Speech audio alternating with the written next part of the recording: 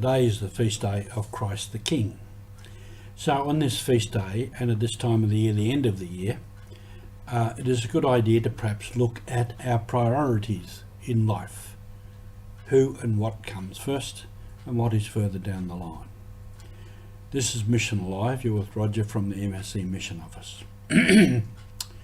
One day many years ago, when I was in a parish in Port Moresby, it was Hanawabada parish, and many of the people lived down in a village over the water, and some ladies were in the house cleaning my house, which is a very good thing. Then in the middle of the message came from down in the village, and they took off out of my house, ran down the street yelling and screaming at somebody about something, and cleaning Father Roger's house was definitely not a priority. Their priority was their family. And this happens a lot in our lives. In Papua New Guinea, there's a big, one of the priorities is obligation. If someone helps me, then I must help them. If somebody asks for my help, I am obliged to help them. This is a big cultural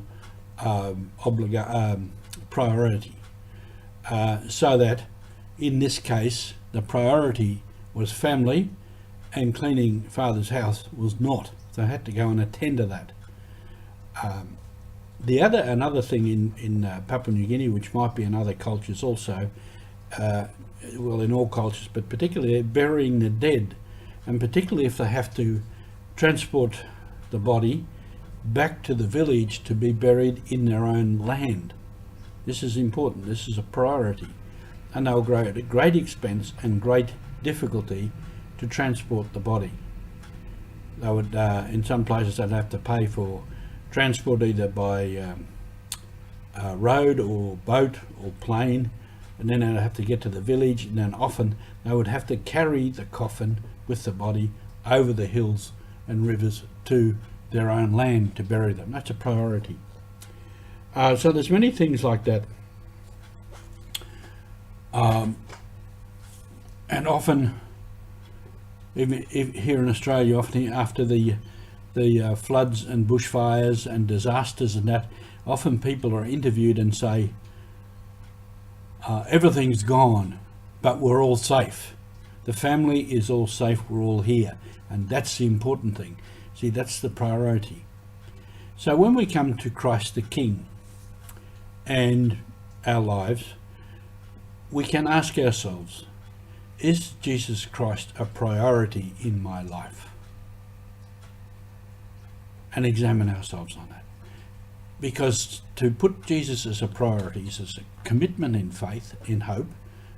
And if we say, yes, I have a priority in my life for Jesus, then we have a priority to follow what he taught, to follow his command of love. And therefore the priority is, what does that mean in my day-to-day life? We have to carry that out. We have to follow through.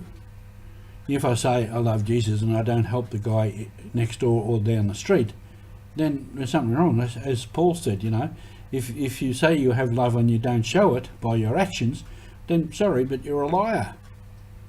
So that's our priorities. A couple of other little examples.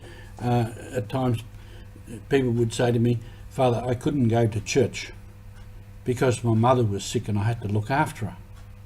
I'd say, why, particularly if they came to the Sacrament of Reconciliation, I said, don't tell me that. That's not a sin.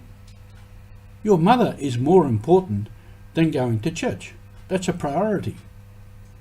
And somebody else said, a couple of times I've had this one, I couldn't go to church because the river was flooded. And that's a reality in some places. I mean, that's when people are walking. They might have walked an hour to the river, it's in flood. So I said, the river's flooded, don't bother coming to church. Your priority is to protect your life. Don't jump into the water, into the flood and drown yourself. So we set these priorities in life all the time. So, Christ the King. We don't really follow kings very much these days, but I don't know whether the Jews did either, because their king was Caesar, or I've forgotten his other name, Herod, who was a pretty bad sort of a king anyway. So I don't think kings carried much weight for Jesus and the Jews, but that came later in Europe when kings were something. We don't bother with anyway. That's not the point. The point is, who is our leader? Who is our model? Who is the one that we put up as the one to follow, and to follow the teaching and the law of that person? So at this time of the year, and as we move into Advent, we look at our life and say, what are the priorities in my life?